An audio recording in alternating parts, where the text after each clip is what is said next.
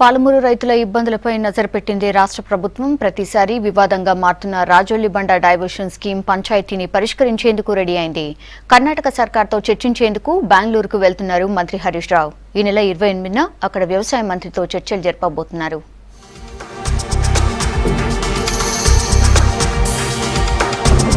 తెలంగాణ, కర్ణాటక మధ్య ప్రతిసారి పంచాయతీ పెడుతున్న రాజోలిబండ డైవర్షన్ స్కీమ్ వివాదానికి ఫుల్ స్టాప్ పెట్టేందుకు సిద్ధమైంది రాష్ట్ర ప్రభుత్వం. ఈ ఇష్యూపై చర్చించేందుకు ఈ నెల 28న కర్ణాటక వెళ్లనున్నారు ఇరిగేషన్ శాఖ మంత్రి హరీష్ రావు. ఆ రాష్ట్ర నీటిపారుదల శాఖ మంత్రి ఎంబీ పాటిల్ తో చర్చించి నీళ్ల పంపకాలపై ఓ క్లారిటీకి రానున్నారు. నిజాం కాలంలో నిర్మించిన ఈ రాజోలిబండ స్కీమ్ ద్వారా ట్రిబ్యునల్ అవార్డు ప్రకారం మహబూబ్ నగర్ జిల్లాకు 15.9 టీఎంసీల నీటిని 87,500 ఎకరాలకు అందించాలి. కానీ వాస్తవ పరిస్థితి మాత్రం అందుకు విరుద్ధంగా ఉంది. సీజన్ మొత్తం మీద కనీసం 5 నుంచి 6 టీఎంసీల నీరు కూడా రావడం లేదు. సమైక్య పాలనలో ఆర్డీఎస్ పూర్తిగా నిర్లక్ష్యానికి గురైందని చెప్తోంది ప్రభుత్వం.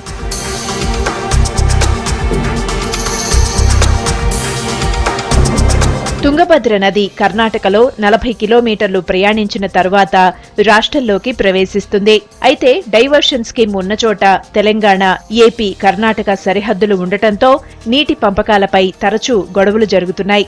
కర్నూలు రైతులు తరచూ తూములు పగలగొట్టడం, కర్ణాటక రైతులు అక్రమంగా నీటిని తరలించుకొని పోవడం వంటి సమస్యలతో ఆర్డీఎస్లో రాష్ట్ర వాటా లాస్ అవుతున్నామన్నది ప్రభుత్వం గట్టిగా చెప్తోన్న మాట.